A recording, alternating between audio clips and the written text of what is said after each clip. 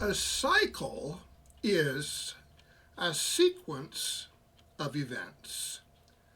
A circle is a round thing like this. Whoop, whoop. This circle I can poke my head through. Watch. I'll say this again. A cycle is a sequence of events. A circle is a round thing, like a ringy dingy dingy, pinky dinky thingy. Now, the next musician who should know damn well better, I hear say circle of fifths or fourths, depending on the direction you're going. I'm going to put his teeth out with me fists. It's the cycle of fifths, not the circle of fifth. It is the cycle, a repeating cycle of events. It's a cycle, not a circle. Get it right. If you're going to teach that to unsuspecting students, don't. And if you've got a YouTube channel, take it down right now and fix all your garbage, because you're not qualified to teach unless you get your facts straight. I am sick of hearing this. Another thing, I'm sick of hearing about in music is, and this happened back in the 70s after the last of the big name composers died. You had Khachaturian, Shostakovich, Messiaen. Stravinsky died in the early 70s, about 1971 or so. Leopold Stokowski now, he great arranger, but he was also a master orchestrator and theoretician. But after all these guys packed it in, then the dweebs with the pocket protectors wanted to mess with this for years and have been talking about it for years. When the cats went away, the mice came out to play, and they started this BS about the 6/4 is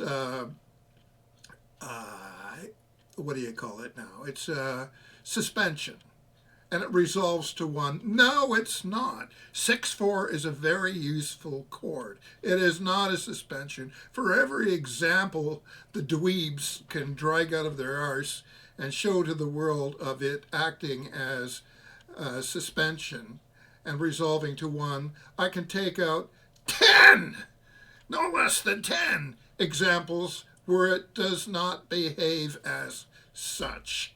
It is its own thing. It is a chord, and it is very useful. I won't get into the reasons why in this video, because it'll involve going back through my notes and going back through a lot of music and digging up musical examples where the 6/4 does not act as a suspension and does not resolve to 1. Stop doing that. Bad dogs.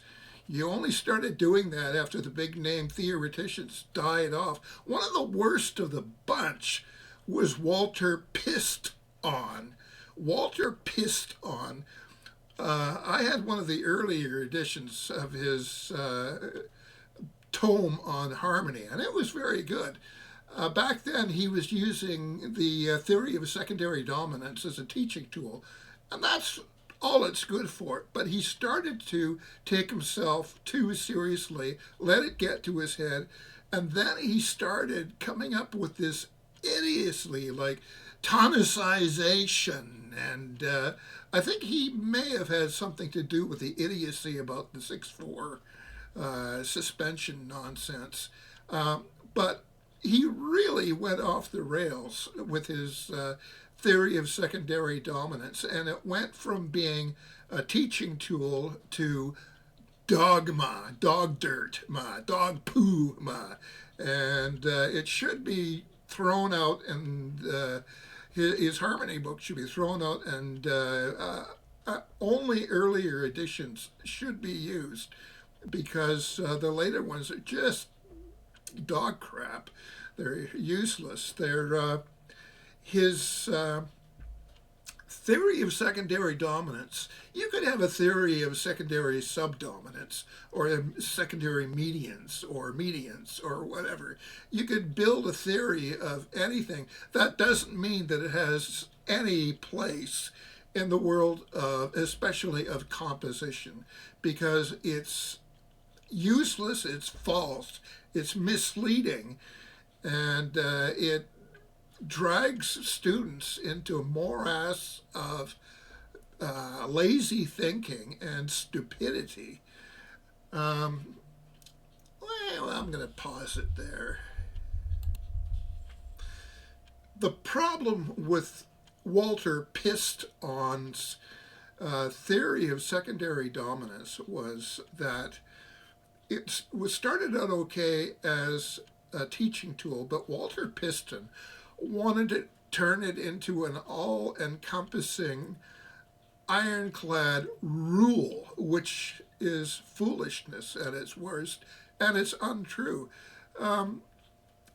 You can come up with any system and force it or superimpose it on composition, especially in analysis. You can find examples to support any idiot claim that you could come up with. With this theory of secondary dominance, Piston was trying to turn it into the be-all and end-all, and I came from the background of Hindemith's harmony with a minimum of rules. And if you come from such a background, Piston's idiocy is anathema to composition especially. You cannot bury the form under rules that are spurious, erroneous garbage. Composition means having freedom to do what you will. It means going back to the drawing board. Every good composer worth his salt is a historian and has gone back to endless early composers and systems.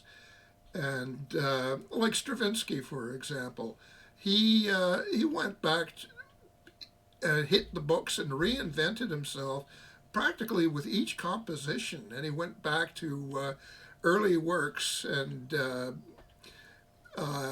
didn't allow, as a matter of fact, people came up to Stravinsky very often. This was also true of Georgi Ligeti, and this is very telling.